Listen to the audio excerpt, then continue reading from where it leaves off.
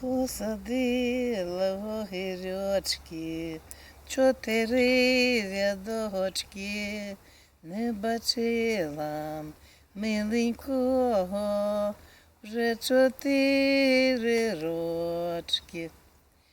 А на 5-й побачила, як череду гнала, добрий вечір не сказала, бо мати стояла, добрий вечір не сказала, бо